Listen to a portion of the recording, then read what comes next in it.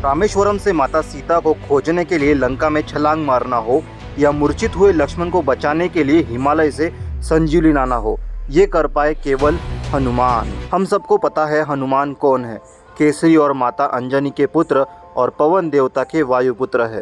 उनकी वीर गाथाएं हमने रामायण से लेकर तो महाभारत तक महाकाव्यों में हमने देखी है, पढ़ी है और आज भी सुन रहे हैं।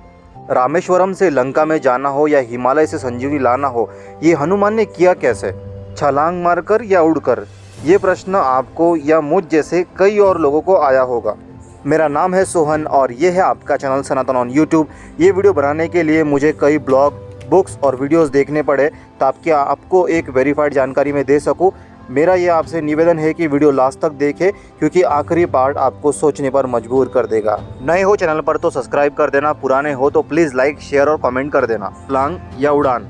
छलांग या उड़ान, अगर इन दोनों का मतलब देखा जाए तो सेम ही है, बस हवा में रुकने का समय निर्धारित करता है। छलांग में बहुत हुआ तो हम 2 सेकंड हवा में रह सकते हैं, लेकिन अगर हम छलांग मारकर कई ज़्यादा सेकंड्स या कई मिनटों तक हवा में रहे तो वह उड़ना कहा जा सकता है। तो मेरे हिसाब से छलांग मारकर उड़कर गए हनुमान जी या फिर छलांग मारकर गए, दोनों एक ही होता है। स्पेशली ये मेरा एक्सपीरियंस रहा है। बचपन में मुझे बहुत अच्छा लगता था जब टीवी में हनुमान जी अपना शरीर को विशाल बना लेते हैं और कूद जाते हैं लंका की तरफ, बदन पर रोमटे आ जाते थे। आज भी आता है ये सीन देखते हुए। तो फर्स्ट टाइम अंगद की द्वारा हनुमान को अपनी शक्तियों का परिचय होता है, वो सीन सही में देखने में लायक होता है। आपको कैसा लगता है प्लीज़ कमेंट में बताओ। देखो, कई बार हमारे धर्म, कथा, गाथा उन पर प्रश्न उठते हैं और होता क्या है कि हमें ही हमारे धर्म के बारे में ज्ञान नहीं होता या फिर हमें आधा ज्ञान होता है। इसीलिए जब हमें कोई पूछता है हमारे धर्म के बारे में तो हम उसे सही से जवाब नहीं दे सकते। मैंने गूगल पे देखा कि कई लोगों के ये प्रश्न है सर्च में कि हनुमान जी कितनी स्पीड से उड़ पाते थे, यानी कि कितनी गति से उड़ते थे, कितनी स्पीड है हनुमान जी की। इसका उत्तर भी हमारे किताबों में दिया हुआ है, बस हम पढ़ते नहीं हैं। आपको इसका उत्तर 2 भाग में दूंगा। पहला भाग है श्री हनुमान चालीसा में दोहे में। एक दोहा है हनुमान चालीसा में, जुग सहस्त्र जोजन पर भानु, लील्योताहि मधुर फल जानू। इसका अर्थ मैं आपको विस्तार से बताता हूँ। जुग का मतलब होता है ये एक युग, और एक युग यानी कि 12,000 साल होता है। सहस्त्र यानी कि 1000 होता है, 1000। जोजन यानी कि 8 होता है। जुग यानी कि 12,000। दिव्य वर्ष होता है, जो दिव्य वर्ष देवताओं के 12,000 साल यानी कि एक युग कहा जाता है। अगर हम गणित करते हैं तो 12,000 इंटू 1000 इंटू 8, तो इसका आंसर आता है 96,000,000। और योजन यानी कि 8 मील। अगर हमें किलोमीटर में ये अंतर गिनना है तो हमें इसी कैलकुलेशन के आगे 12,000 इंटू 1000 इंटू 8, इसके आगे और इंटू 1.6 करना पड़ेगा, क्योंकि 1.6 यानी कि 1 किलोमीटर होता है। मतलब 1.6 जब किलोमीटर होता है तब 1 माइल यानी कि 1 योजन होता है। तो इसका लगभग इसका जो आंसर आएगा तो वो आएगा 153,600,000,000। मैं रिपीट करता हूँ, 153,600,000,000। अब यहाँ पे मैंने नेट के ऊपर सर्च किया what is the distance from earth to sun का, तो यहाँ पे ये आंसर्स निकल के आए हैं। देखते हैं, तो यहाँ पे ये बता रहा है, देखो 148.93 मिलियन किलोमीटर्स, और मैंने आपको जो पहले कैलकुलेशन बताया उसमें आया था 153 जो मिलियन किलोमीटर्स में आया था, यानी कि लगभग नियर बाई है।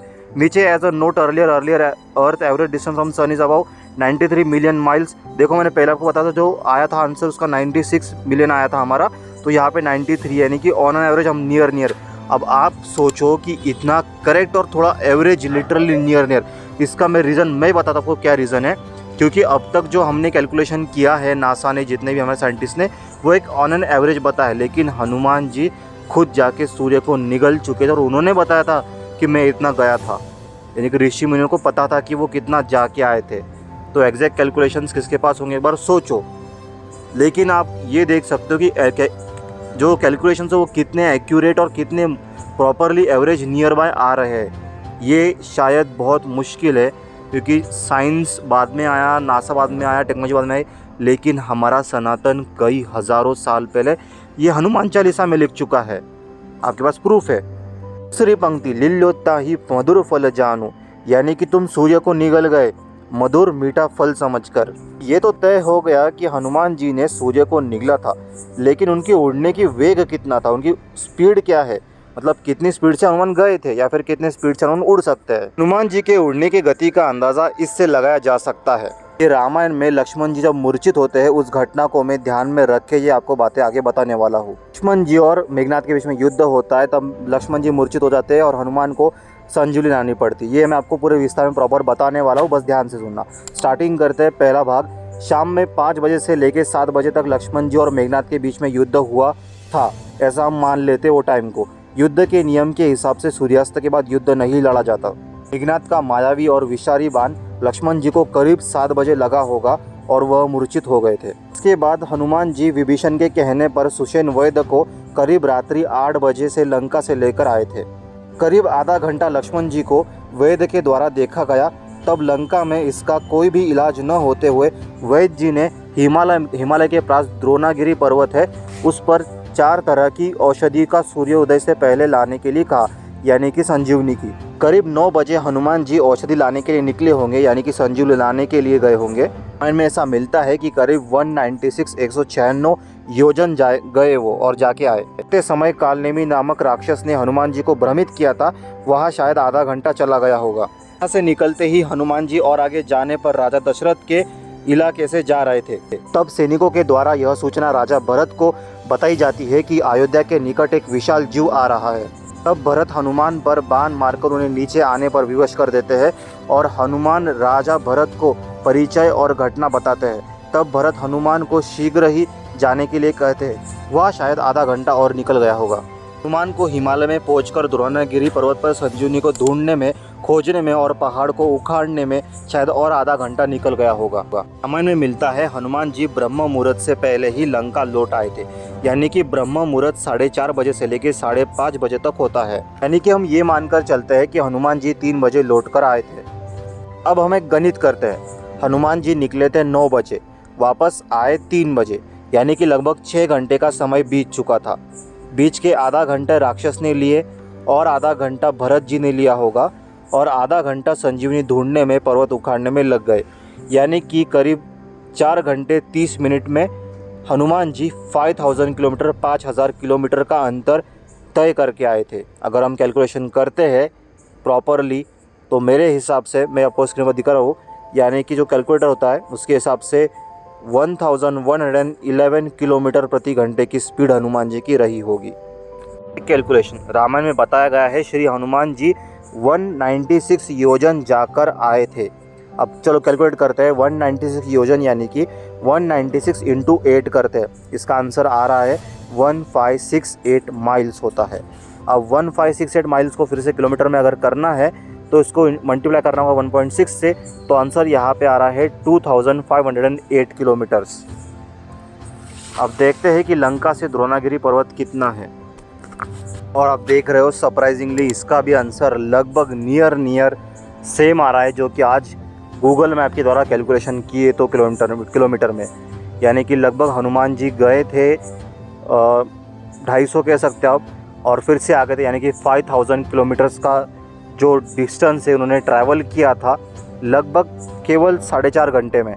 तो आप सोच सकते हो कि उनकी स्पीड कितनी होगी। और ये तो बस वो एक सिचुएशन थी तब उन्होंने उतना ट्रैवल किया था। शायद मुझको लगता है कि उन्होंने अपना खुद का बहुत ज़्यादा मैक्सिमम पोटेंशियल लगा दिया होगा, क्योंकि खुद लक्ष्मण जी के प्राण मतलब दाव पे थे, और ये हम एक कैलकुलेशन पकड़ सकते हैं। तो आप ये सब बातें सोचो। देखो द्रोणागिरी पर्वत कहाँ पर है, ये भी लोकेशन उधर लिखा था रामायण के अंदर। हनुमान जी कितना जाकर आए ये भी लिखा है रामायण के अंदर। हनुमान चालीसा में बताया कि हनुमान जी हमारे ये पृथ्वी से उड़ कर गए थे, छलांग मार कर गए थे, उड़ के गए थे, लेकिन उन्होंने सूर्य को निगल लिया था। वो भी आपको कैलकुलेशंस मिलते हैं। तो इससे और ज़्यादा मैं क्या आपको एग्जांपल्स दे सकता हूँ, और बहुत सारे एग्जांपल्स से मेरी और स्टडी चल रही है। तो ये मेरा छोटा सा एक आपको नॉलेज देने का ट्राई किया मैंने कि हनुमान जी की इतनी स्पीड हो सकती है।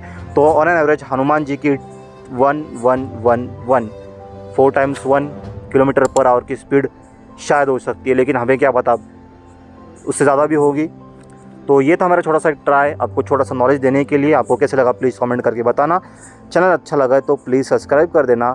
टॉपिक अच्छा लगे तो प्लीज़ कमेंट करके बताना। और अगर आप सही में हनुमान जी के भक्त हो तो हनुमान चालीसा डेली पढ़ना, क्योंकि वो सही में इम्प्लीमेंट होती है हमारी लाइफ में और हमारे सोल एनर्जी में। जय श्री राम। और फिर मिलते हैं अगले नेक्स्ट टॉपिक में। तब तक के लिए stay on Sanatan on YouTube.